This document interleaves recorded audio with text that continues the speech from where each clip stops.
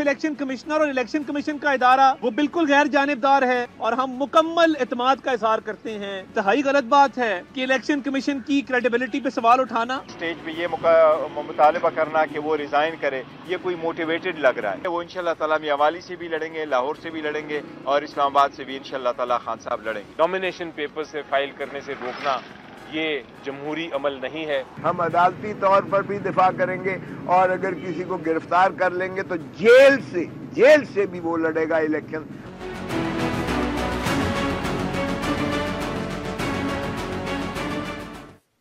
अस्सलाम वालेकुम, मैं हूं अफसा कोमल। इलेक्शन के हवाले से हर गुजरते दिन के साथ जो डेवलपमेंट्स हो रही हैं उसके ऊपर हम लोग भी नज़र रखे हुए हैं और आवाम खुद भी बहुत नज़र रखे हुए हैं। बहुत ही मोहतात और क्रिटिकली अगर कहा जाए कि इसको देखा जा रहा है माहिरीन की तरफ से भी, मीडिया की तरफ से भी और सभी लोगों की तरफ से, क्योंकि अहमियत है इन इंतखाबात की, नाम इंतखाबात की, और हर शख्स को ये अहमियत मालूम है। ये अपनी आइनी मुद्दत से बहुत आगे जा चुके हैं इलेक्शंस और नौबत यहाँ तक आई है कि सुप्रीम कोर्ट बाकायदा तौर पर खुद 8 फरवरी के इलेक्शन करवाने के लिए पहरा दिए बैठी है और सियासी जमातें हैं वो सुप्रीम कोर्ट के इस फैसले के साथ खड़ी हैं और इस रोल के साथ भी खड़ी हुई हैं, जबकि इलेक्शन कमीशन भी इंतखाबी अमल को आगे बढ़ाने का सिलसिला शुरू कर चुका है। लेकिन इस सब के अंदर वकला तंजीमों की तरफ से चीफ इलेक्शन कमिश्नर के इस्तीफे का जो मुतालबा सामने आया, इसने एक नया महाज खोल दिया है। जो तमाम बहस है हम देख रहे हैं उसमें ये बात अब हावी आ चुकी है डिस्कशंस के अंदर। आज सियासी जमातों की तरफ से भरपूर रद्द-ए-अमल आया, जिसका कुछ हिस्सा आप मुलाहिजा भी कर रहे थे। बहुत से बयानात सामने आए हैं। एक तो नून लीग की तरफ से उन्होंने ये जो मुतालबा है चीफ इलेक्शन कमिश्नर के इस्तीफे का, इसको गलत करार दिया। अता तारड़ साहब गुफ्तगू कर रहे थे, बरमला उन्होंने एक गुफ्तगू बात की है कि इलेक्शन कमीशन और चीफ इलेक्शन कमिश्नर के ऊपर नून लीग मुकम्मल एतमाद का इजहार करती है। दूसरी तरफ तहरीक इंसाफ की तरफ से भी जो पोजीशन है वो भी बहुत अहम है। वो ये कहते हैं कि वकला तंजीमों का जो मुतालबा है, ये टाइमिंग जो है इसकी, वो समझते हैं कि इसके ऊपर सवाल उठता है। जो आज बैरिस्टर गौहर साहब की ने बातचीत की है, वो तो सवाल उठा रहे थे कि इसके पीछे मुहर्रिकात क्या हैं, और कैटेगोरिकली तहरीक इंसाफ की तरफ से चीफ इलेक्शन कमिश्नर के जो इस्तीफे का मुतालबा है उसको मुस्तरद किया गया। अब याद रहे ये वही चीफ इलेक्शन कमिश्नर हैं जिनको हटाने के लिए पीटीआई खुद मुतअद्दिद बार मुतालबात करती रही है, लेकिन उनको भी दाल में कुछ काला नज़र आता है इस वक्त बार काउंसिल्स की तरफ से ये मुतालबा करने के ऊपर। एक और आज जो अहम बात हुई है वो हमने देखा कि सुप्रीम कोर्ट, जिसके हवाले से हमने आगाज़ में भी जिक्र किया, वो एक डेवलपमेंट के ऊपर नज़र रखे हुए हैं। उनकी तरफ से बलूचिस्तान में हल्का बंदियों को जो चैलेंज करने का एक मामला उनके रूबरू था, उसका आज तहरीरी फैसला जारी किया गया और काफ़ी हद तक सुप्रीम कोर्ट ने अपना माइंड सेट वाज़े किया है इस तहरीरी फैसले में, ख़ासकर इस हिस्से को अगर देखा जाए जहाँ पर, क्योंकि एतराज़ जो उठाया जा रहा है उसमें हल्का बंदियों के एतराज़ को और लेवल प्लेइंग फील्ड दीगर मामलात को सामने रखा जा रहा है। तो सुप्रीम कोर्ट ने इस तहरीरी फैसले में एक मौके पर कहा कि हल्का बंदियाँ नुमाइंदगी के एतबार से इलेक्शन का एक अहम तरीन हिस्सा होती हैं, लेकिन इस वक्त इलेक्शन का होना दीगर तमाम मामलात से ज़्यादा अहम मामला है। तो यानी सुप्रीम कोर्ट भी तस्लीम ज़रूर कर रही है कि हल्का बंदियों का मामला क्रिटिकल अहम है अवाम की नुमाइंदगी के एतबार से इलेक्शन के अंदर, लेकिन जो हालात हैं इसमें इलेक्शन हो जाए, हमारी नज़र इसी मामले के ऊपर है। हम आज के प्रोग्राम के अंदर इस पर डिस्कशन करेंगे। एक तो वकला तंजीमों के हवाले से जो सवालात उठाए जा रहे हैं, क्या ये दुरुस्त है कि इसकी जो टाइमिंग है, और फिर हम यही बात करेंगे कि ऐसे वक्त में मुतालबा क्यों सामने आया जब एक एक लम्हा 8 फरवरी के इंतखाबात के हवाले से अहम है।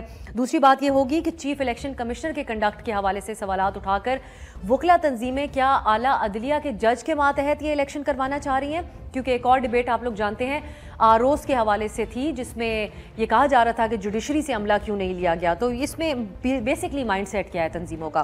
तीसरी बात होगी हल्का बंदियों के हवाले से, क्या कहीं ना कहीं नाइंसाफ़ी हुई है, क्या आवाम की हक तलफी हुई है उनकी रिप्रेजेंटेशन के हवाले से, ये भी हम जानने की कोशिश करेंगे। इन तमाम इशूज़ के ऊपर बात करने के लिए हमारे साथ एस साहब मौजूद हैं। आप तहरीक इंसाफ के रहनुमा भी हैं, साबिक एडवोकेट जनरल पंजाब भी हैं। हारून रशीद साहब हमें इस प्रोग्राम में ज्वाइन करेंगे जो वाइस चेयरमैन है पाकिस्तान बार काउंसिल के। माजिद निज़ामी साहब हमारे साथ हैं, हम सहाफ़ी हैं और माहिर हैं इलेक्शन अमूर के, और इस इशू के ऊपर बात करने के लिए हमने कंवर दिलशाद साहब से भी रब्ता किया है जो मुशीर हैं बराए कानूनी और पार्लिमानी अमूर पंजाब की निगरान हुकूमत के और साबिक सेक्रेटरी इलेक्शन कमीशन भी हैं। आप सबका बहुत बहुत शुक्रिया। कंवर साहब, मैं आपसे आगाज़ करना चाहूँगी। ओवरऑल तो बार काउंसिल जो इस्तीफ़े का मुतालबा कर रहा है उसके ऊपर तो एक डिबेट है कि कहीं इलेक्शन डिले का रास्ता इससे ना बने, या इस वक्त में ये मुतालबा क्यों सामने आया।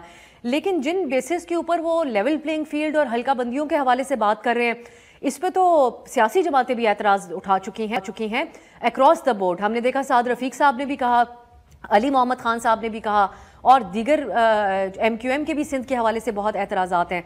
तो आप कैसे देखते हैं बार काउंसिल्स के इस मुतालबे को?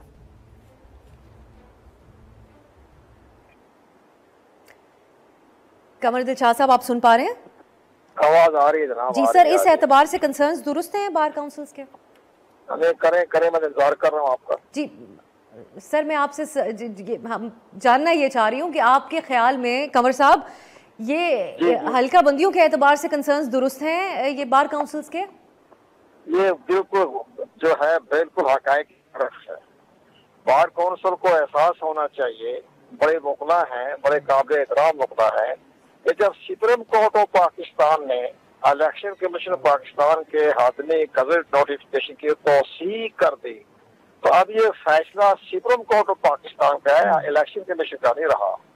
ये कानून है, ये प्रॉपर्टी जो बन गई है, इसकी अब सुप्रीम कोर्ट ऑफ पाकिस्तान ने इसकी प्रॉपर्टी अपनी तहवील में ले ली है। तो अब ये वकला बरादरी जो है, अगर उनके खिलाफ जो एहतजाज कर रही है, तो हमें ये बताएं कि पूरे पाकिस्तान में 266 कौमी असम्बली की नशिस्तें हैं, तो उसमें सिर्फ हाफिजाबाद ही याद आया इनको, सिर्फ जिले भी याद आया, तो बाकी जो है पूरे पाकिस्तान की हल्का बंदी पर नजर रखी कि वहाँ क्या किस तरह हुआ, कैसे हुआ।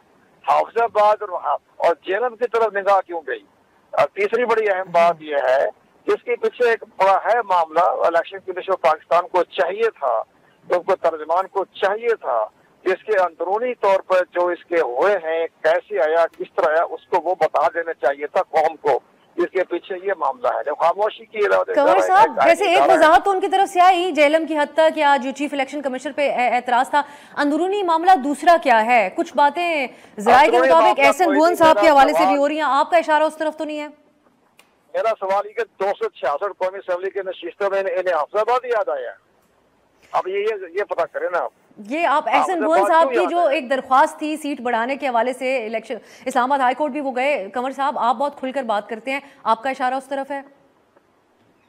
मेरा इशारा तो मैं तो कुछ कह नहीं सकता, मेरी मजबूरी है, मैं गवर्नमेंट का हिस्सा हूँ तो मैं मुझे बड़ा मोहतात रहना पड़ता है, क्योंकि मैं खुद मुदारत मैं केयर टेकर गवर्नमेंट का हिस्सा हूँ। लेकिन असल बात यह है कि इनके जब चीफ जस्टिस ऑफ पाकिस्तान ने ये कह दिया कि हम हल्का बंदियों के नोटिफिकेशन पर इलेक्शन कमीशन के फैसले की तौसीक करते हैं, तो उसके बाद इतराजात करने का बेमाना ठीक है कंवर साहब, ये तो अदालत वाजे कर चुकी, लेकिन जो आज जिस तहरीरी फैसले का हमने अभी जिक्र भी किया बलूचिस्तान की हल्का बंदियों के हवाले से, एक जगह पे अदालत ये बात नोट जरूर कर रही है कि बेशक इस वक्त अहम सबसे ज्यादा हो गया इलेक्शन का इनेकाद हो जाए, लेकिन हल्का बंदियां दुरुस्त रिप्रेजेंटेशन के लिए बहुत जरूरी हैं। और माजी में भी ये बात होती रही है कि धांधली का भी एक जरिया है हल्का बंदियों के अंदर सीटों को आगे पीछे करना।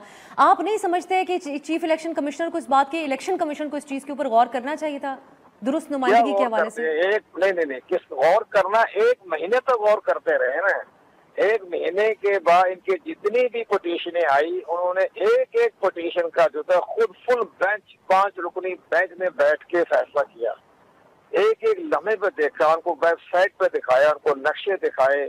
उनको जब मुतमईन नहीं कर सके इलेक्शन कमीशन को, तब उनकी दरखास्तें मुस्तरद हुई है।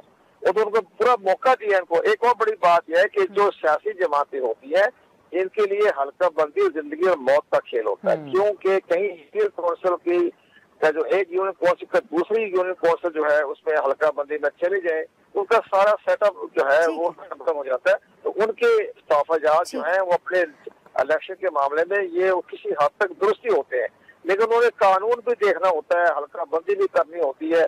हम तो हल्का बंदी का तो मैंने सारा सिस्टम देखा है, 74 से लेकर ये 2018 तक हल्का बंदी होती रही, हम सारा पढ़ते रहे, देखते रहे। इतराज़ात तो हर हल्का बंदी पे होते हैं। अच्छा कंवर साहब, एक और बात भी आपसे मैं जानना चाहूंगी, आप नुमाइंदगी कर रहे हैं पंजाब की निगरान हुकूमत की इस वक्त, तो जो ये बार काउंसिल्स बात सिर्फ हाफिजाबाद और जेहलम की नहीं कर रहे हैं, ब्रॉडर बात है। वो तो एक तरफ से इसका हवाला दिया गया, वो लेवल प्लेइंग फील्ड के एतबार से भी है।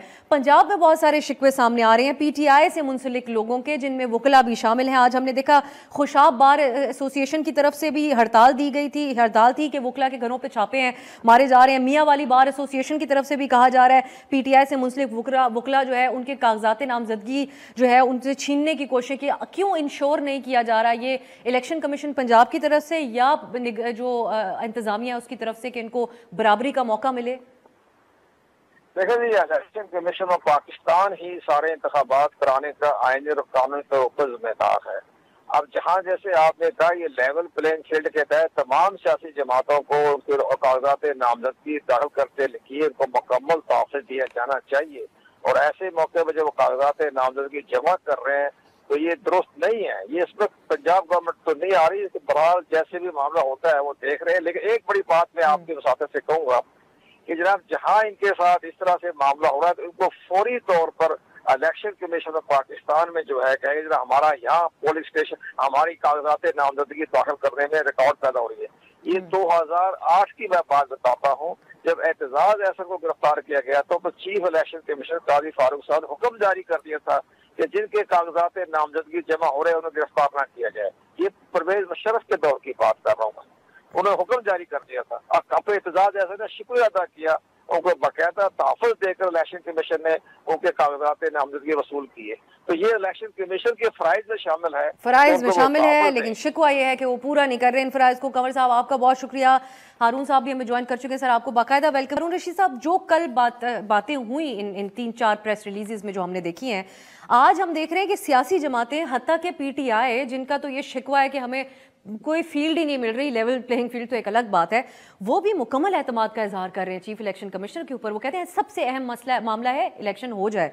तो क्यों ये मुतालबा ऐसे वक्त में सामने आया बार काउंसिल्स का? तो जिस वक्त इंफॉर्मेशन कोई होती है तो पता चलता है, और इसी वजह से पाकिस्तान बार काउंसिल ने ये ही अपना नुक्ता जो है वो प्लेस किया है प्रेस रिलीज़ के थ्रू कि जो हल्का बंदियाँ हुई हैं उनमें लोगों के हकूक़ जो हैं वो मुतासर हुए और डिस्क्रिमिनेशन हुई है। अगर एक हल्के में इतनी तादाद है, वहाँ पे इतनी जो पॉपुलेशन है 13,80,000, वहाँ पे 2 सीट्स हैं, और दूसरे में हल्के में 13,20,000 है, वहाँ पे 1 सीट है।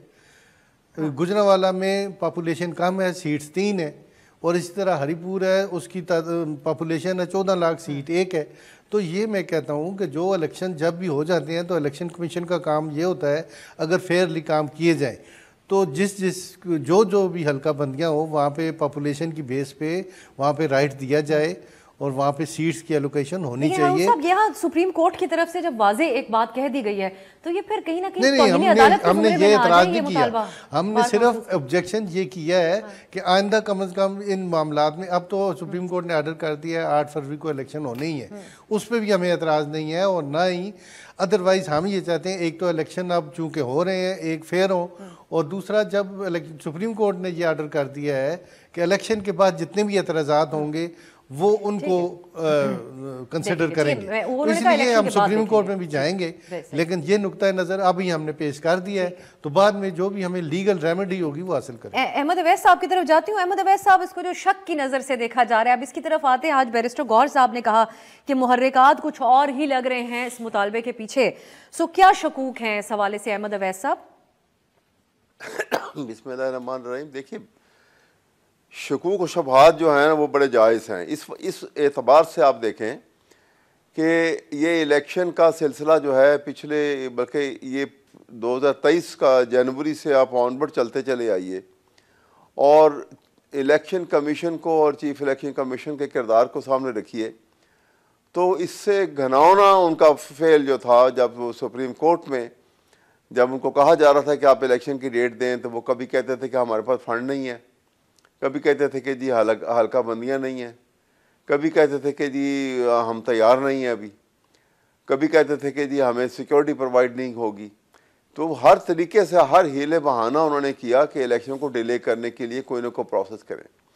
ये वो टाइम था, बल्कि सो मच सो कि ओपनली उन्होंने पाकिस्तान के आइन की भी खिलाफ वर्जी की और सुप्रीम कोर्ट के हुक्मनामे की भी खिलाफ वर्जी की।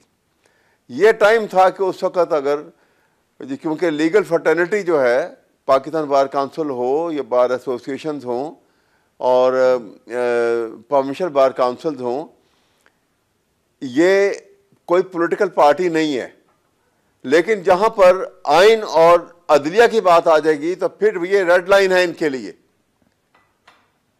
बिला तखसीस, और वो रेड लाइन को क्रॉस जो है कभी होने नहीं देना चाहिए। और इसलिए लीगल फर्टर्निटी अगर उस मौके के ऊपर खड़ी हो जाती है और मूवमेंट भी चला लेती हैं तो वो बिल्कुल जायज़ था, लेकिन उस मौके के ऊपर वो मिस्टीरियस खामोशी इनकी जो है वो बहुत सारे सवाल पैदा करती है। और अब ऐसे स्टेज के ऊपर कि जब ये सारी स्टेज से गुजर गए और सुप्रीम कोर्ट ने फाइनली एक उसके ऊपर सील लगा दी, एक मोहर लगा दी कि इलेक्शन जो हैं वो 8 फरवरी को होंगे, और उसके बाद बारहा जो है उन्होंने ये कह दिया कि कुछ भी हो जाए ये पत्थर पे लकीर है कि इलेक्शन में कोई तब्दीली नहीं आएगी। हल्का बंदियों की बात हुई तो उन्होंने कहा कि अब इसको छेड़ा नहीं जा सकता, अब इलेक्शन होंगे और वक्त के ऊपर होंगे, वो सबसे अहम चीज़ है। तो ऐसी सूरत हाल में ये तहरीक चलाना और उसका ये मुतालबा करना ये एक तजस्सुस पैदा करता है।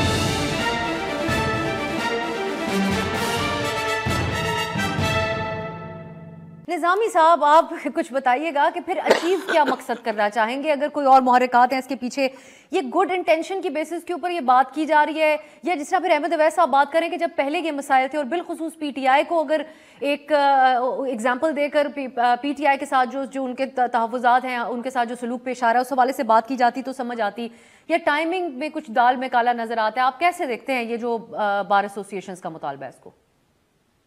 जी बहुत शुक्रिया। मैं ये समझता हूँ कि वकला की ग्रुपिंग को अगर एक तरफ रखा जाए तो उसके बावजूद भी बहरहाल इंतखाबी हल्का बंदियों पर संजीदा सवालिया निशानात मौजूद हैं। मैं ये समझता हूँ कि धांधली का पहला और बुनियादी जो जुज होता है वो हल्का बंदियां ही होती हैं, और अगर हल्का बंदियों में गड़बड़ कर दी जाए तो उम्मीदवार आधा इलेक्शन तो पहले दिन ही हार जाता है। ये कंवर दिलशाद साहब ने बिल्कुल दुरुस्त कहा कि हल्का बंदियां सियासी रहनुमाओं के लिए जिंदगी मौत का सवाल होती हैं। मैं उसकी मिसाल ये देना चाहूंगा कि इलेक्शन 2018 के अंदर कौमी असम्बली के 40 से ज्यादा हल्के ऐसे थे जहां पर हार और जीत का मार्जिन सिर्फ 5000 वोटों का था या उससे कम था। तो इससे आप अंदाजा कर सकते हैं कि अगर हल्का बंदियों में एक दो यूनियन काउंसिल्स आगे पीछे हो जाए तो इंतखाबी नताइज के ऊपर क्या असर पड़ सकते हैं। तो इसके साथ साथ अभी मसला यह है कि सुप्रीम कोर्ट का ऑर्डर बिल्कुल मौजूद है, लेकिन क्या सुप्रीम कोर्ट इलेक्शन करवाने में ज्यादा ध्यान देना चाहते हैं या मुनसिफाना और शफाफ इलेक्शन होने चाहिए? क्योंकि अगर शफाफ और मुनसिफाना इलेक्शन नहीं होंगे तो मैं समझता हूं कि ये खजाने का बिल्कुल एक ज़िया होगा और इलेक्शन के ऊपर सवालिया निशानात पैदा हो जाएंगे। ये तो खैर अब वाजे कर चुकी अदालत के इलेक्शन हो ही जाए, बस वही एक मेन मकसद सबका नजर आता है। ये हारून साहब जो बात की है अहमद अवैस साहब ने कि मिस्टीरियस खामोशी पहले कलेक्टिवली क्यों सबकी थी और अब अचानक ये सारी बात क्यों कही गई? पीटीआई एक अग्रीव्ड पार्टी है। अगर इन अपीलों के अंदर और लेटर्स के अंदर जो कल जारी हुए प्रेस रिलीजेस, इसमें पीटीआई को एक केस बनाकर पेश किया जाता उनके लिए कि उनको राइट टू असेंबली नहीं है, राइट टू स्पीच नहीं है उनको मुहिम उस तरीके से चलाने के खदशात पेश आ रहे हैं उनके उम्मीदवारों के कागजात नामजदगी के, फिर तो बात समझ आती। वो जो आप सवाल उठा रहे हैं उसमें लेकिन ना हमने कोई खास किसी एक की एतराज़ नहीं किया, हमने एक जनरल एतराज़ किया है जो कि बलूचिस्तान भी फेस कर रहा है, केपी में भी इसी तरह के हालात हैं सीट एलोकेशन पे और हल्का बंदियों पे। तो अगर जिस तरह पहले साहब फरमा रहे थे, तो अगर एक ज़िंदगी और मौत का फैसला है तो ये पब्लिक का इंटरेस्ट है ना। एक अगर कैंडिडेट के लिए ज़िंदगी और मौत का मामला है, अगर एलोकेशन ना हो, हल्का बंदियाँ गलत हों, तो फिर पब्लिक का जो मेन राइट है उसको इन्फ्लुएंस किया गया है। उसके लिए हम आए हैं कि एक इन्फॉर्मेशन दी है कि ये कुछ हुआ है, इसलिए कि कल को जब इलेक्शन होता है तो आपने देखना है। आज हमारी बार कौंसिल की जो प्रेस रिलीज़ है उसे पॉलिटिकल पार्टीज़ ने अपोज़ किया है। यही पॉलिटिकल पार्टीज जब इलेक्शन हो जाएंगे, एक पॉलिटिकल पार्टी गवर्नमेंट बनाएगी तो बाकी यही पार्टियां कहेंगी जी इलेक्शन में धांधली हुई है। हम इस चीज़ को सामने रख के अभी से ये कहते हैं कि ताकि कल ये पॉलिटिकल पार्टीज जब असेंबली में आए तो उस इलेक्शन को एक्सेप्ट करें और किसी धांधली का शिकवा न करें। हारून साहब, फिर अब ये तो हर शख्स सोचेगा कि जब मामला सुप्रीम कोर्ट के रूबरू था, जिन्होंने 8 की तारीख तय करवाई, तारीख दिलवाई उन्होंने इलेक्शन कमीशन से, तो आप लोग तब पार्टी क्यों नहीं बने? ये मामला नहीं, हम पार्टी तो अब भी नहीं बनते। हमारा किसी पॉलिटिकल पार्टी को फेवर करना तो या इससे क्या किसी की अपोज, हमारा मकसद यही था कि पॉइंट आउट करें कि कल जिस इलाके में सीट्स 2 सीट्स होनी चाहिए थी वहाँ पे 1 है, और जिसमें 2 होनी चाहिए थी वहाँ पे 3 है। हारून साहब, इससे एक बहस जनरेट होने के अलावा और क्या मकासद अचीव होंगे? अगला मरहला क्या होगा? अब हमारा पर्सनल एजेंडा कोई नहीं है। नहीं, इसमें अब अगला मरहला क्या होगा? अगला मरहला भी वो हमारी प्रेस रिलीज में तो ये लिखा हुआ है कि रिप्रेजेंटेटिव्स आएंगे, वो आल पाकिस्तान जो इलेक्टेड लोग हैं वो आएंगे, उनके कंसेंसस के साथ अगर ये डिस्कस होगा तो कोई लाए अमल हुआ तो तय करें, अदरवाइज। अब इसमें हारून साहब आप लोग मुतालबा कर रहे हैं कि इनको हटाया जाए चीफ इलेक्शन कमिश्नर? नहीं, हमारा ये मुतालबा नहीं है। हमारा ये मुतालबा नहीं है, ये सुप्रीम कोर्ट की प्रेस रिलीज थी, उसमें हमारा नहीं है। हमारा ये उनकी जो नेग्लिजेंस है, जो केयरलेसनेस है, जो कि सीट्स एलोकेशन को होना चाहिए था वो उन्होंने नहीं किया। तो हमने कहा अगर वो नहीं किया तो ये फिर इलेक्शन कमीशन पे हमने इसलिए एतराज़ किया था। अदरवाइज अब इलेक्शन कमीशन, सुप्रीम कोर्ट ने ऑर्डर कर दिया है, इलेक्शन करें, हमें कोई एतराज़ नहीं है। लेकिन जो एम्बिग्विटीज़ या शकूक व शुबहात हैं ये जहन में होने चाहिए कि किन किन इलाकों के लोगों ने ऑब्जेक्शन किए। तो हम इस वक्त ये कह सकते हैं कि आपकी तरफ से इस्तीफे के मुतालबे से आप इत्तेफाक नहीं करते? हमारा इस्तीफा पहले भी नहीं लिखा हुआ। आप लोगों ने नहीं लिखा हुआ। चलें एक शॉर्ट ब्रेक की तरफ जाते हैं, वापस आएंगे, इसी मामले के ऊपर भी बात करेंगे। मैं चाहूंगी कि हमारे मेहमान इस पे बात करें, जो रिप्रेजेंटेशन के एतबार से हल्का बंदियों की जो अहमियत है उसको सुप्रीम कोर्ट भी तस्लीम कर रही है। अवाम के लिए इस बात में क्या है गौर करने को? शॉर्ट ब्रेक के बाद।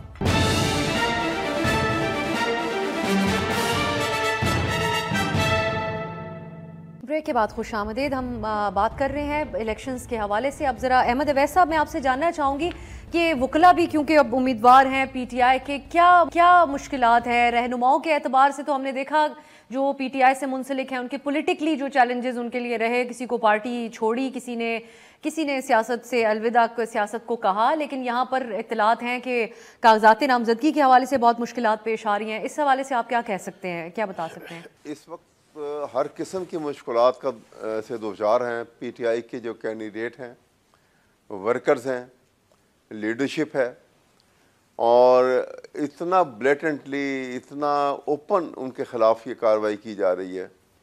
और ये इट्स अमेजिंग, क्योंकि वायलेशन ऑफ फंडामेंटल राइट्स है। और अगर कॉन्स्टिट्यूशन को सामने रखें तो अगर एग्जेक्टिव खामोश रहती है, जैसे केयर टेकर सेटअप है ये, अगर ये खामोश अपनी आंखें मूंद लेते हैं, आंखें बंद रखते हैं और ये ख्याल नहीं करते इस बात का, देन द रिस्पॉन्सिबिलिटी टोटल जो है वो पाकिस्तान की जुडिशरी के ऊपर आ जाती है, सुपीरियर जुडिशरी के ऊपर, हाई कोर्ट्स पे एंड सुप्रीम कोर्ट के ऊपर, कि वो फंडामेंटल राइट्स को जो है वो बाकायदा तौर पर रिस्टोर करें और प्रोवाइड करें, उसको प्रोटेक्ट करें।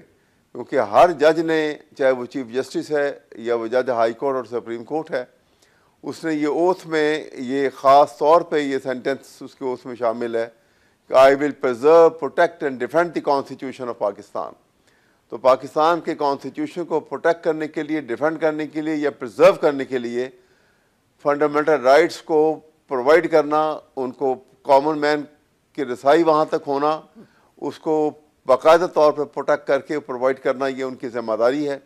ये जिम्मेदारी अगर पूरी नहीं होती जी, और यही प्रॉब्लम है। ये भी पूछना चाहती हूँ, हाँ, मैं आज कर रहा हूँ से जो वकला को कंसिडर किया टिकट्स के, जब बात हुई कि वकला को टिकट दिए जाएंगे, हमने जब तहरीक इंसाफ से जानने की कोशिश की तो उन्होंने कहा कि जिन हालात से पार्टी गुजर रही है वकला बेहतर रहेंगे, क्योंकि वो उनके साथ तंजीमें खड़ी होती हैं, वो एक बेहतर पोजीशन में होते हैं, अपने आप को डिफेंड कर लेंगे। ये फिर अब ये कहा जा सकता है कि ये भी स्ट्रेटजी कोई कारगर साबित नहीं हुई पीटीआई के लिए?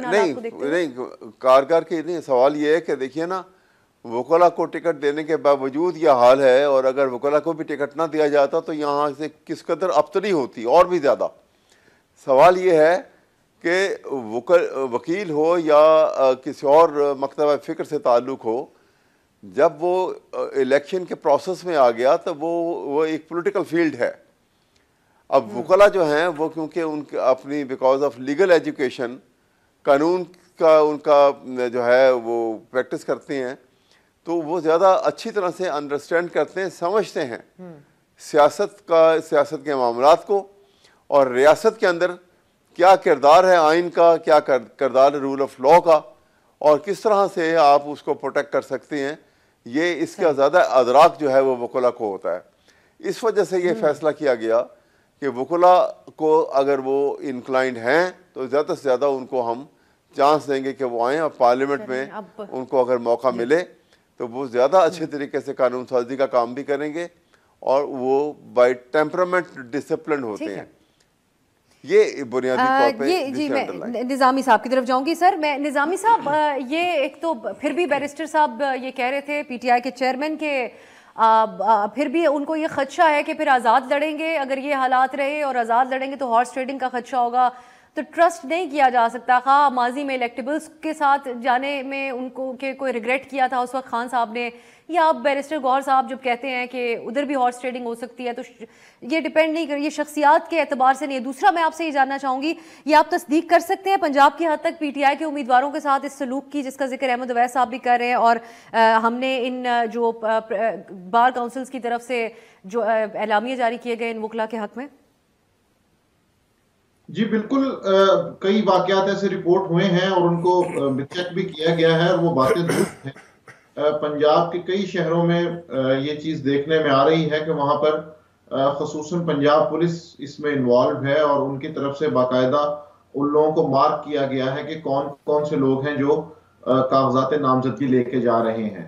मैं ये समझता हूँ कि इलेक्शन कमीशन ऑफ पाकिस्तान का ये फ़र्ज बनता है कि वो बाइख्तियार और ताकतवर होने का सबूत भी दे और इन सारे इल्जामात की दाद रसी करे। उसकी वजह यह है कि अगर एक शख्स इलेक्शन के प्रोसेस में आना चाहता है तो इलेक्शन कमीशन ऑफ पाकिस्तान का यह फर्ज बनता है कि वो उसको फैसिलिटेट करे। लेकिन चूंकि पंजाब की हद तक निगरान हुकूमत की जानिबदाराना फैसलों पर सवालिया निशानात मौजूद हैं और इस पर तनकीद भी की जाती रही है, लेकिन ये एक नया ट्रेंड देखने में आया है कि पहले तो ये होता था कि कागजात नामजदगी मुस्तरद करवाए जाते थे या उन पे एतराजात उठाए जाते थे। इस दफा पहली मरतबा ये देखने में आ रहा है कि कागजात नामजदगी दाखिल करवाने से पहले ही उम्मीदवारों को मुश्किलात का सामना करना पड़ रहा है। तो ये एक नया ट्रेंड देखने में आया है जो कि बहरहाल सियासी इंतकाम है और ये हुकूमत की गैर जानिबदाराना पॉलिसियों को बिल्कुल उनकी नफी करता है। तो इलेक्शन कमीशन को चाहिए कि अगर वो ये समझता है कि उसकी गैर जानिबदारी के ऊपर सवालिया निशान ना उठें तो वो इस चीज़ को इंश्योर करे। चूंकि पंजाब एक मैन बैटल फील्ड है, यहाँ पर 141 कौमी असम्बली की नशिस्तें हैं और जो यहाँ से जीतेगा वो मरकज में हुकूमत बनाएगा, तो इसलिए यहाँ पर ज्यादा सख्ती देखने में आ रही है। निज़ामी साहब, ये कलेक्टिव रोल होना चाहिए, इलेक्शन कमीशन की भी जिम्मेदारी आप समझते हैं, इंतजामिया की भी और निगरान हुकूमत की भी, पुलिस की तरफ से जो छापे मारे जा रहे हैं सिलसिले में इंतजामिया के हवाले से ज्यादा संजीदा सवाल उठाए जा रहे हैं इस वक्त? जी बिल्कुल, उसमें इशू ये है कि यहाँ पर फिर इस चीज को मैं कनेक्ट करना चाहूंगा। जब डिप्टी कमिश्नर रिटर्निंग ऑफिसर का रोल अदा करेंगे तो वही डिप्टी कमिश्नर और उसके साथ जो पुलिस है वो इलेक्शन डे से पहले तक तो ये काम कर रही होगी और उसके बाद फिर वो जिस दिन इलेक्शन डे पे पोलिंग का अमल करवाएगी तो वो किस तरह से इंतखाबात मुनसिफाना होंगे। तो इन दोनों चीजों को अगर कनेक्ट करके देखा जाए तो जिस इंतजामिया ने इलेक्शन करवाने हैं वो इस टाइम पार्टी बनी हुई है और ये बहरहाल इन इल्जामात को रफा किया जाना चाहिए और अगर ये नहीं होंगे तो बहरहाल उसके बाद फिर ये देखा जाएगा कि इलेक्शन की एक फिजा बन जाएगी जिसमें ये खौफ की फिजा पैदा की जाएगी ताकि तहरीक इंसाफ से मुंसलिक लोग जो हैं वो ना तो इलेक्शन प्रोसेस का हिस्सा बने और ना ही वो इलेक्शन डे पे वोट डालने आए, क्योंकि ये जब सारी चीजें एक सीक्वेंस में हो रही होंगी तो उससे ये तासुर जाएगा कि बहरहाल निगरान हुकूमत जो है वो तहरीक इंसाफ के खिलाफ है। सही। ये अब हारून साहब जो बात है, एक तो मैं ये जानना चाहूँगी पीटीआई के अब ये वकला हैं, ये तो सियासी लोग भी नहीं, आप लोगों का वकला का एक जो पाकिस्तान में एक रहा है, एक माजी में भी एक आप बड़े आपस में मिलकर जो मामलात को चलाते हैं और एक ताकतवर मुतहरिक आवाज़ बनते हैं। मैं दोबारा again I would like to bring you back to कि जो आप लोगों ने कल इतनी बड़ी आवाज़ उठाई उसमें अगर स्पेसिफिक करते इसको पीटीआई के अराउंड और पीटीआई के इन वकला के लिए, तो आप नहीं समझते कि एक ज़्यादा ताकतवर तरीके से आवाज़ उठाई जा सकती थी? देखिए, हम किसी पॉलिटिकल पार्टी के नाम पे नहीं करते। जो बार कौंसलें होती हैं या बार एसोसिएशन होते हैं उसमें सारे लोग चूँकि मुख्तलिफ पार्टीज़ के वकील होते हैं, इसलिए हम किसी भी पार्टी को के खिलाफ ना बोलते हैं ना उसके हक में बोलते हैं, इसलिए कि हम सारे बाहर के अंदर एक होते हैं। हमारा कोई पॉलिटिकल मोटिवेशन बाहर के अंदर नहीं होता, इंडिविजुअल होता है।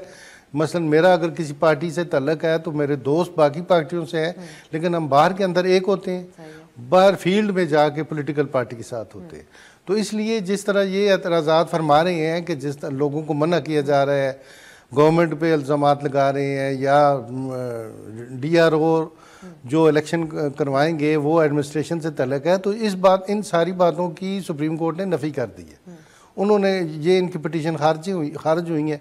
परसों भी जस्टिस तारक मसूद साहब ने वो सारी पिटीशनें खारिज कर दी हैं और उन्होंने कहा इलेक्शन होने दें।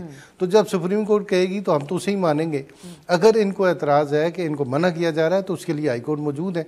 मैं अगर एग्रीव हूँ तो मैं हाई कोर्ट जाऊँगा, जी मुझे कागज़ नहीं जमा करवाने देते, मैं उस पर ये पाबंदियाँ लगाई देता। तो अदरवाइज़ ये एक अदारे तो अपना काम कर ही रहे हैं, जुडिशरी कर रही है। तो अगर इनको एतराज़ जो पहला था एडमिनिस्ट्रेशन वाला, वो तो सुप्रीम कोर्ट ने नल एंड वाइड डिक्लेयर कर दिया कि इलेक्शन हो। तो इसलिए मेरा ख्याल है कि अगर आप कहते हैं इनको अदालत से रुजू करना चाहिए, डेफिनेटली। तो अब अदालत से उन्होंने एक मामले पे रुजू किया था कि अफसरान आरोज हैं, उसके मामले के ऊपर तो नहीं, मैं ये कहता हूँ वो खत्म हुआ है। लेकिन मेरा राइट है कि मैं अगर किसी पार्टी को ज्वाइन करके पेपर सबमिट करता हूँ और मुझे रोका जाता है तो मैं अपनी खातिर जाऊंगा कोर्ट में, इंडिविजुअल इंफरादी तौर पर लोग हैं। अब मैं ये आप भी बताइएगा मुझे, इस पे आप क्या राय रखते हैं? ये जुडिशरी से आरोज लेना की जो बात है, ये जो मामला लेकर गए, सेल्फ आपकी नज़र में, क्योंकि एक चलता आ रहा है पिछले कई इंतखाबात के अंदर जुडिशरी ने रोल इसमें अदा किया, यहाँ पर इंतजामिया जिसके हवाले से PTI के बड़े कंसर्न्स हैं, ये उनका कंसर्न दुरुस्त है? देखें ना, पिछले 18 का अगर इलेक्शन देखें तो वो जुडिशरी ने करवाया था और वही इलेक्शन में धांधली सबसे ज्यादा हुई। तो फर्क नहीं पड़ता? तो फर्क नहीं पड़ता। अगर ये तो एक इल्जाम लगाने वाली बात है कि मैं कहूँ जी मेरी मर्जी का RO और DRO होना चाहिए। जब गवर्नमेंट है, आप एक तरफ तो इलेक्शन कमीशन पे एतमाद कर रहे हैं, तो इलेक्शन कमीशन की जो ऑर्डर्स हैं या जिस तरह तरीक़ाकार है उन्होंने वजह किया है, उस पर फिर एतराज़ है, मुझे समझ नहीं आती। ये तो पॉलिटिकल पार्टीज का अपना अपना एजेंडा है। हर पार्टी जो समझती है कि मेरा पोजीशन ठीक नहीं है तो वो दूसरे पे, कोई अदलिया के हवाले से बहस करती है, कोई इंतजामिया के हवाले से करती है।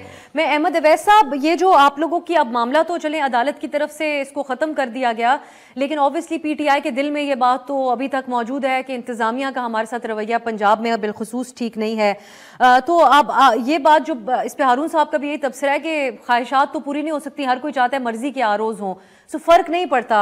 अब बहुत से लोग ये राय दे रहे हैं कि जुडिशरी से हों या इंतजामिया से हों आरोज और DROs। की बात दुरुस्त है। असल में बात ये है कि पीछे से अगर कोई इनकी स्ट्रिंग जो है उसको पुल करेगा, जो कि ये ब्यूरोक्रेसी की बड़ी आसानी से की जा सकती है, क्योंकि ये उनकी कंट्रोल में होते हैं। ये एक पूरा सेटअप जो है, ये चेन जो है, इसको बड़ी आसानी से ऊपर से के कंट्रोल में होते हैं, जरा आगे इस वजाहत के साथ बात हो।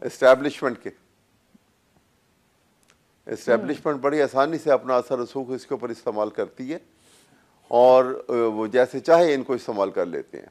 और ये होता है अभी आपके सामने है। बिला जवाब जो है एक और मीटिंग अटेंड नहीं करने दे रहे हैं कि DC साहब जो हैं वो अलाउ नहीं करते हैं छोटा सा जलसा भी। कोई मीटिंग होती है तो वहाँ पे पुलिस आके उनको तोड़ फोड़ करती है, उनके घरों में घुस जाती है। ये एटीट्यूड जो है ये बड़ा ख़तरनाक एटीट्यूड है। इसका मतलब यह है कि आप लेवल इक्वल प्लेइंग ग्राउंड जो है प्रोवाइड नहीं कर रहे हैं। आप एक बड़ी तादाद में एक जो करोड़ों में जो वोटर है एक पॉलिटिकल पार्टी का, उसको आप राइट टू फ्रेंचाइज से आप महरूम करना चाह रहे हैं, उनको फोर्स कर रहे हैं। पॉलिटिकल पार्टी के जो कारिंदे हैं, जो उनके कैंडिडेट्स हैं, they are being pushed to wall. तो ऐसे हालात में आप समझते हैं कि क्या स्टेबिलिटी आएगी पाकिस्तान के अंदर? जो यहाँ पे इकोनॉमिक बदहाली हो चुकी हुई है, जो भूख नंग और यहाँ पे इस कदर महंगाई का आलम है, जहाँ पे हमारे यहाँ पे इन्वेस्टमेंट कोई करने को तैयार नहीं है। इजाजत दीजिएगा अहमद अवैस साहब, एक और चीज जो पूछने की इजाजत दीजिएगा। आप लोगों की तरफ से तो मुतालबा था ही लेवल प्लेइंग फील्ड का, लेकिन पीपल्स पार्टी बहुत जोरों शोर से ये बात कर रही थी। अब हम देख रहे हैं कि वो निगरान और विफाक के अंदर आहद चीमा के हवाले से इलेक्शन कमीशन का फैसला हो, उनको हटाने का हुक्म हो, या फिर उनके साथ पीपल्स पार्टी की कुछ ख्वाहिशात ऐसे पूरी हो रही हैं कि निगरान सेटअप से निकल के भुगटी साहब भी उनके साथ शामिल हो गए, तो वो तो अब मुतमईन है, कोई शिकवा करने की पोजीशन में नहीं है। आप लोगों की तरफ से आज जो कहा गया कि खान साहब 3 हलकों से लड़ेंगे, ये समझा जाए कि कुछ यहाँ पर भी बेहतरी आ रही है, कुछ लेवल हो रहे हैं मामला? ये तो अभी देखिए ना, अभी तो कहा गया है, अब आगे देखना पड़ेगा कि ये कहने के ऊपर आगे अमल के ऊपर क्या होता है। अभी तक तो जो सूरत हाल है वो हर पॉसिबल इम्पेडिमेंट है जो वो क्रिएट की जा रही है, हर पॉसिबल तरीके से रोका जा रहा है। कहने का क्या, कहा तो कुछ भी जा सकता है। अहमद साहब, मुझे एक ब्रेक की तरफ जाना है आपकी इस बात पे ही, और के बाद जब वापस आएंगे तो मजीद गुफ्तगू होगी।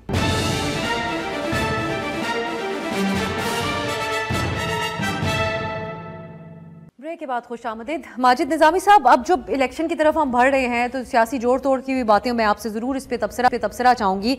नून लीग ने काफ लीग से भी मुलाकातें की, जाकर मियाँ साहब ने इतने सालों बाद जो गुजरात में चौधरी साहब से मुलाकात की, उसकी पहले तो बहुत धूम थी, उनके साहिबजादे भी आकर तो सीटों का नंबर भी बता रहे थे कि वफाक में नेशनल असेंबली से कितनी होंगी और प्रोविंशियल कितनी होंगी, लेकिन आप डिसऑन कर रहे हैं कम्प्लीटली। वो कहते हैं कि कोई सीट एडजस्टमेंट की बात नहीं हुई। ऐसा ही काफ लीग का भी अंदाज है, MQM की तरफ से भी कहा जा रहा है। ये आपके ख्याल में क्या कि सूरत हाल तब्दील हो रही है, कुछ जो पीपल्स पार्टी के लिए हालात बदल रहे हैं, उनका पलड़ा भारी हो रहा है, या सस्टेन कर रही है नून लीग जो हालात उनके लिए जो उनकी हक में जाती हुई नजर आ रही थी सूरत हाल? जी, मैं इसको पीपल्स पार्टी और MQM से अलहदा मामला देखता हूं। उसकी वजह ये कि पंजाब में मुस्लिम लीग नून की अभी तक यही कोशिश है कि वो कम से कम सीट एडजस्टमेंट करे। इस्तेहकाम पाकिस्तान पार्टी हो या मुस्लिम लीग काफ हो, मुस्लिम लीग नून की ये कोशिश है कि वो ज्यादा से ज्यादा टिकटें अपने उम्मीदवारों को दें जो मुस्लिम लीग नून का ही हिस्सा है। इसी वजह से ये ट्रेंड भी देखने में आया कि लोगों ने इस्तेहकाम पाकिस्तान पार्टी छोड़कर मुस्लिम लीग नून को ज्वाइन किया है, क्योंकि उनके ख्याल में अगर टिकट मुस्लिम लीग नून की तरफ से ही आना है तो बेहतर है कि हम उस पार्टी से डील करने के बजाय मुस्लिम लीग नून के अंदर ही चले जाएं। तो इसलिए मैं नहीं समझता कि पंजाब के अंदर मुस्लिम लीग नून इस वक्त कोई बहुत ज्यादा सीटें दूसरी जमातों को देने के हक में है या पोजीशन नजर आ रही है। उसकी वजह यह है कि इलेक्शन से पहले कागजात नामजदगी दाखिल होने तक तो इस तरह की डीलिंग चलती रहती है, लेकिन उसमें हमारे सामने कई ऐसी मिसालें हैं। 2013 में भी मुस्लिम लीग नून ने हम ख्याल ग्रुप जो था सलीम सैफुल्ला का, उनसे भी बातचीत तो की थी, लेकिन एंड पे आके उनको एडजस्ट नहीं किया था। तो इसके साथ साथ जहां तक MQM और पीपल्स पार्टी का मामला है, तो वो सिंध में और बलोचिस्तान में पीपल्स पार्टी बेहतर रिजल्ट देने के लिए पुरुम्मीद है। पंजाब के अंदर पीपल्स पार्टी ने भी कोई इतना बड़ा टारगेट नहीं रखा हुआ, क्योंकि उनको ये पता है कि स्पेशली सेंट्रल पंजाब के अंदर और पोठोहार डिवीजन के अंदर उनकी पोजीशन इतनी मजबूत नहीं है। जनूबी पंजाब के हवाले से वो कुछ पुरुम्मीद है कि वहां से वो कुछ मैनेज कर लेंगे, लेकिन जहां तक MQM का मामला है तो मैं नहीं समझता कि मुस्लिम लीग नून और उनके अंदर कुछ सीटों पे, कराची की 1-2 सीटों के ऊपर हो सकता है कुछ सीट एडजस्टमेंट हो, जिसका इम्कान कम है। ठीक, तो अब अहमद अवैस साहब, मियां नवाज, मैं अहमद अवैस साहब से पहले पूछ रही थी, बल्कि मैं वक्त थोड़ा कम है, एक और मामला डिस्कस करना चाहती थी, लेकिन चलिए अब इसके ऊपर ही बात कर लेते हैं। अहमद अवैस साहब, नाअहली जो मियां साहब की है, आपकी नज़र में उसके अराउंड तारड़ साहब, आजम तारड़ साहब तो बहुत पहले ही कह चुके हैं कि इलेक्शन एक्ट में तरमीम के बाद वो ख़त्म हो चुकी है, लेकिन अब सुप्रीम कोर्ट की तरफ से ये मामला 2 जनवरी को सुना जाएगा 62(1)(f) के तहत ताहियात नाअहली का। आप समझते हैं कि वो अभी उनके लिए एक चैलेंज बाकी है या इससे वो बरी ज़िम्मा हो चुके हैं मियां साहब? नहीं, ये चैलेंज बाकी है अभी। देखिए ना, जो उनकी नाअहली हुई थी वो आर्टिकल 62(1)(f) के तहत उनको लाइफ टाइम डिस्क्वालिफिकेशन उनकी की गई थी, और उसके बाद अब जो इन्होंने कानून में तरमीम की है कि वो मैक्सिमम पनिशमेंट जो है वो 5 साल से ज़्यादा नहीं होगी, तो कानून की तरमीम जो है वो कॉन्स्टिट्यूशन की परवीन के ऊपर प्रवेल नहीं कर सकती।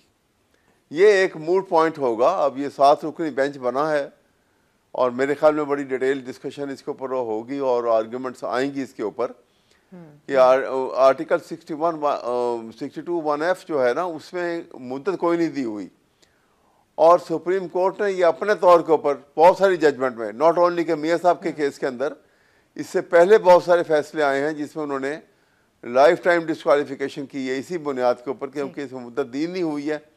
तो ये अगर उसके अंदर ये क्वालिटीज़ जो हैं वो मौजूद नहीं हैं, qualification, then he stand disqualified lifetime.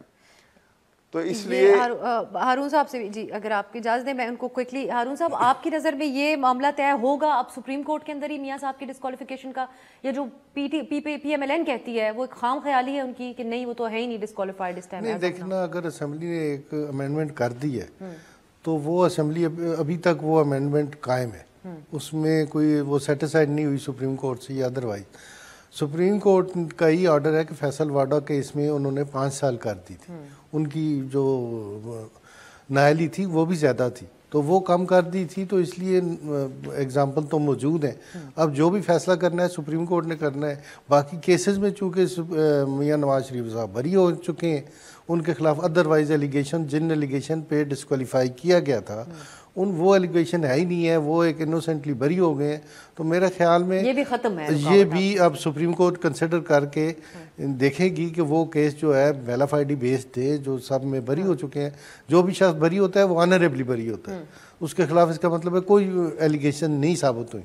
तो इसलिए सुप्रीम कोर्ट को देखना है अब क्या कर। सही, बहुत बहुत शुक्रिया हारून रशीद साहब, अहमद अवैस साहब और माजिद निज़ामी साहब, आप तीनों के कीमती वक्त के लिए और कीमती राय के लिए। नाज़रीन, गुफ्तगू ऐसा की है, हर गुजरते दिन के साथ इलेक्शन के हवाले से कोई ना कोई नई बात, नई खबर सामने आ ही जाती है और इस प्रोग्राम में मुसलसल इन हवालों से हम बात करते रहेंगे। आज के लिए इजाज़त दीजिए, खुदा हाफिज़।